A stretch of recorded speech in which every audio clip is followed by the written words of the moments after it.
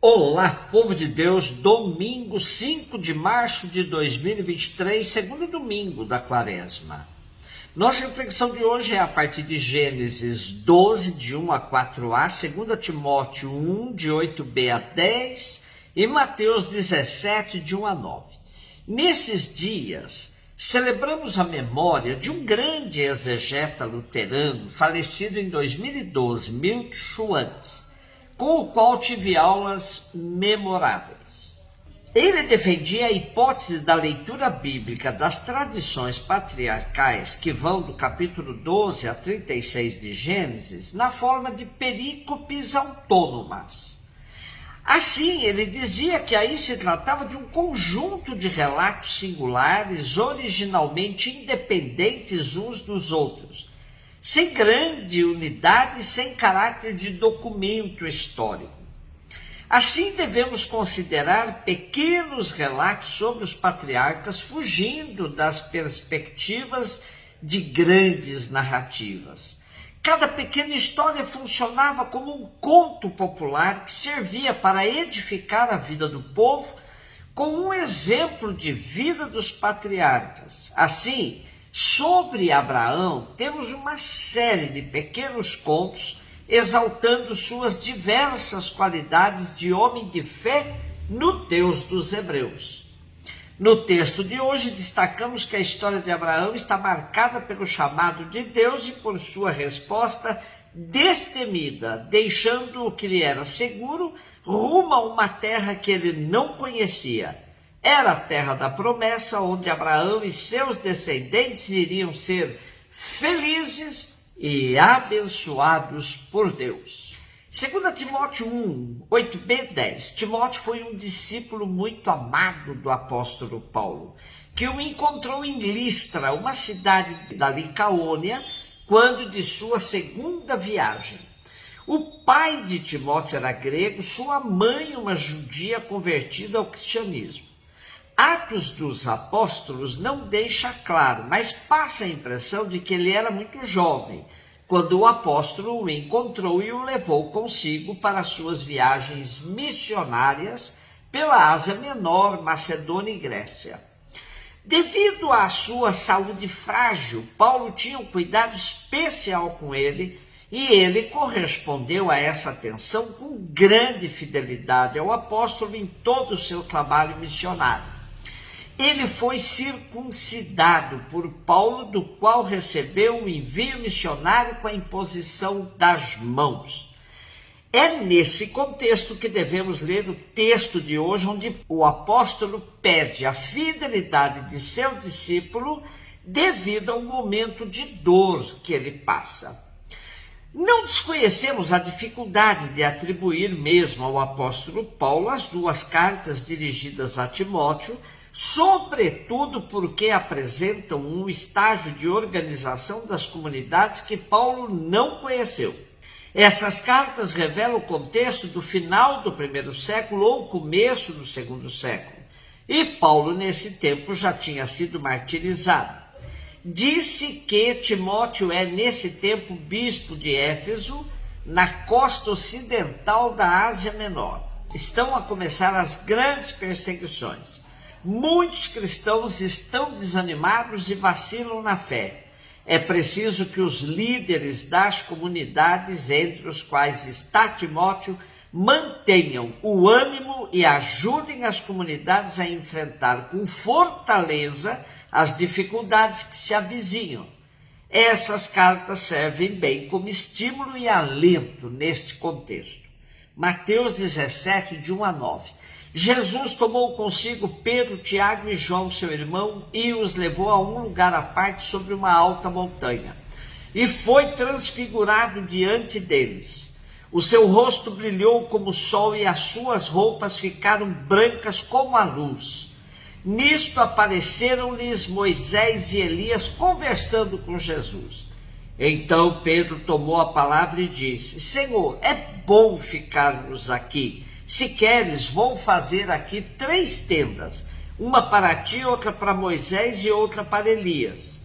Pedro ainda estava falando quando uma nuvem luminosa os cobriu com sua sombra. E da nuvem uma voz dizia: este é o meu filho amado, no qual eu pus todo o meu agrado. Escutai-o. Quando ouviram isto, os discípulos ficaram muito assustados e caíram com o rosto em terra. Jesus se aproximou, tocou neles e disse: levantai-vos, não tenhais medo.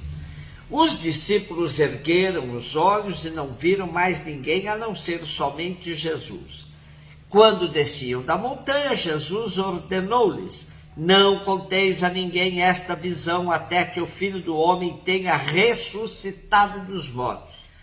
A transfiguração faz parte de uma catequese sobre o discipulado, como seguimento de Jesus até a cruz. O texto que hoje nos é proposto faz parte desta catequese. O relato da transfiguração de Jesus é antecedido do primeiro anúncio da paixão e de uma instrução sobre as atitudes próprias do discípulo convidado a renunciar a si mesmo, a tomar a sua cruz e a seguir Jesus no seu caminho de amor e de entrega da vida. É neste contexto que Mateus coloca o episódio da transfiguração.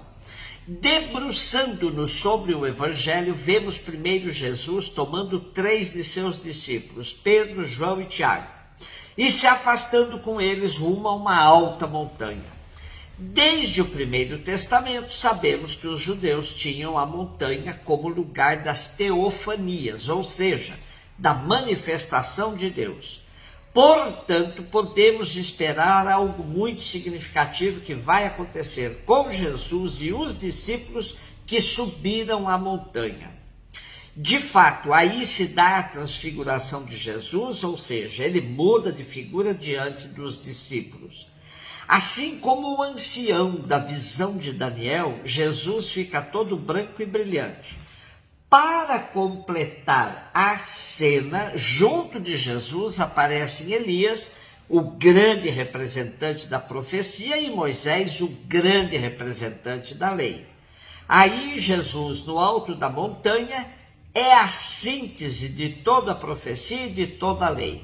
Depois de Jesus, não precisa mais recorrer nem aos velhos profetas, nem ao velho legislador. A revelação de que Jesus é o Filho bem-amado de Deus Pai é o ápice do messianismo. Agora não há mais dúvida, só nos resta ficar com Jesus. O momento da experiência de Deus em Jesus é tão significativo, tão grandioso e profundo, que Pedro ficou perturbado e acabou sofrendo a tentação do distanciamento da missão. Viver eternamente contemplando a Jesus na sua glória é o máximo para um pobre pescador que tinha muita dificuldade de entender a missão a qual foi chamado. Pedro, ao propor a Jesus que não descesse mais da montanha, que erguessem tendas por ali mesmo, representa todos nós que queremos gozar das alegrias da ressurreição sem ter que passar pela cruz. Aliás, a sociedade moderna rejeita a cruz. A palavra sacrifício foi abolida dos dicionários modernos. O slogan da moda é sem medo de ser feliz. A busca da felicidade sem custo algum é a proposta da mídia. Vida fácil, gozar o momento presente sem preocupação com o que vai ser amanhã. Há um ditado latino que resume essa filosofia de vida. É o chamado carpe diem. Jesus parece nem ouvir a proposta de Pedro, não lhe dá atenção e os faz descer da montanha. O que significa essa descida? Significa que a verdadeira e autêntica experiência de Deus não nos deixa no alto da montanha, não nos distancia dos problemas do dia a dia, mas nos reforça para a missão.